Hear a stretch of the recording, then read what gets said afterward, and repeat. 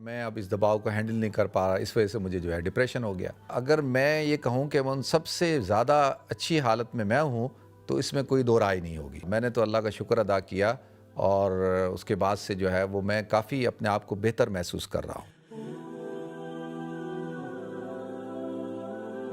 اما بعد فاعوذ باللہ السمیع العلیم من الشیطان الرجیم، بسم اللہ الرحمن الرحیم۔ محترم ناظرین کرام، بزرگان دین اور میری عزیز ماؤں اور بہنوں بھائیوں، السلام علیکم ورحمۃ اللہ وبرکاتہ۔ ناظرین، ایک شخص کافی ڈپریشن کا شکار تھا۔ اس کی بیوی ایک سائیکیٹرسٹ کے پاس لے کر گئی اس کو، تو سائیکیٹرسٹ نے اس کی بیوی کو کہا کہ بھئی تم کلینک سے باہر بیٹھ جاؤ، مجھے اس سے اکیلے میں بات چیت کرنی ہے۔ اور اس سے پوچھا ہاں بھئی کیا ہوا تمہیں؟ اس نے کہا جی بہت پریشان ہوں، مہنگائی بڑھ گئی ہے اور بچوں کی فیسیں دینی ہوتی ہیں اور گھر کا کرایہ، گھر کا لون دینا ہے، گاڑی کا لون دینا ہے، اور یہ ایشوز ہے، وہ ایشوز ہے، یہ ایشوز ہے، وہ ایشوز ہیں۔ تو کافی اس نے ایشوز بیان کیے اور مجھ پہ بڑا دباؤ ہے اور میں اب اس دباؤ کو ہینڈل نہیں کر پا رہا، اس وجہ سے مجھے جو ہے ڈپریشن ہو گیا۔ تو سائیکیٹرسٹ نے اس کو بولا کہ بھئی تم نے میٹرک جو ہے وہ کس سن میں کیا تھا اور کہاں سے کیا تھا؟ اس نے بتایا جی فلاں سن میں کیا تھا اور فلاں جگہ سے کیا تھا۔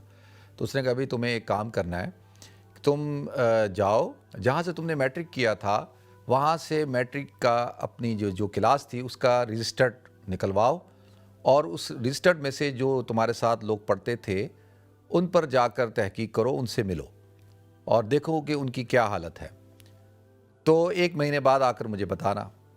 تو وہ صاحب گئے اور جا کے جس اسکول سے انہوں نے میٹرک کیا تھا وہاں سے جا کے وہ رجسٹرڈ نکلوایا، اور اس رجسٹرڈ میں 170 لڑکوں کے نام تھے، اور وہ ان کو جب ڈھونڈنے کے لیے نکلے ہیں تو مشکل سے ان کو کوئی 100 کے قریب لڑکوں کے پتے ملے۔ تو انہوں نے ایک ایک کر کے لوگوں سے جا کر ملنا شروع کیا۔ تو جب پورے لوگ ہو گئے تو واپس جب آئے تو ان سے سائیکیٹرسٹ نے پوچھا ہاں بھئی بتائیں آپ نے کیا تجزیہ کیا، کتنے لوگوں سے ملاقات ہوئی؟ انہوں نے کہا جی 100 لوگوں کے نام پتے مجھے ملے تھے، لیکن جب میں گیا ہوں تو تقریباً 70 کے قریب سے میری ملاقات ہوئی، 30 سے نہیں ہوئی۔ تو انہوں نے کہا ٹھیک ہے جی 70 سے ملاقات کا نتیجہ کیا، وہ لوگ کیا کرتے ہیں؟ تو انہوں نے کہا جی کچھ جو ہے وہ بہت زیادہ بیمار ہیں، کسی کو کینسر ہو چکا ہے، کوئی کسی بیماری کے اندر مبتلا ہے، کوئی معذور ہو چکا ہے، اور کچھ لوگ جو ہے وہ بے روزگار ہیں، اور کچھ لوگ جو ہے وہ چھوٹا موٹا کاروبار کرتے ہیں، اور کسی کی بیوی کا انتقال ہو چکا ہے، کسی کے بچے نہیں ہیں، اور کافی اس نے بتایا کہ کسی کے پاس گھر نہیں ہے، کسی کے پاس سواری نہیں ہے، اور ان میں سے کچھ لوگ خوشحال بھی ہیں، امیر بھی ہیں، لیکن اکثریت کسی نہ کسی پرابلم کے اندر مبتلا تھی، اور کسی کے ساتھ کوئی ایشو تھا۔ تو انہوں نے بولا کہ اچھا ٹھیک ہے، پھر تم بتاؤ کہ تم نے اس سے کیا نتیجہ اخذ کیا؟ انہوں نے کہا میں نے یہ نتیجہ اخذ کیا کہ الحمدللہ ان 70 میں اگر میں یہ کہوں کہ میں ان سب سے زیادہ اچھی حالت میں ہوں تو اس میں کوئی دو رائے نہیں ہوگی۔ تو کہا کیا مطلب؟ انہوں نے کہا کہ جی الحمدللہ نہ مجھے کوئی بیماری ہے، نہ میں معذور ہوں، نہ میں بے روزگار ہوں، اللہ تعالیٰ نے ہر چیز مجھے دی ہے، اور اولاد دی ہے، صحت مند بیوی دی ہے، فرما بردار، اچھی نیک سیرت، ہر چیز اللہ تعالیٰ نے مجھے دی ہے۔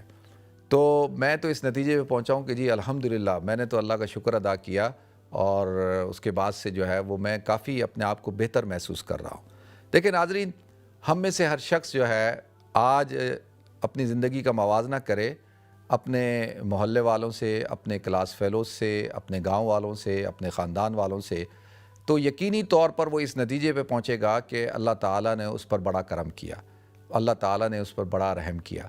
دیکھیں ہمارا ایشو کیا ہے، گھر میں بیوی لڑائی کر رہی کہ جی ویکینڈ پہ مجھے، بچے کہتے ہیں ویکینڈ پہ ہمیں باہر کھانا کھلانے نہیں لے کر گئے، تو ان کو بتانا چاہیے کہ کتنے لوگ ایسے ہیں جن کے پاس کھانے کو نہیں ہے۔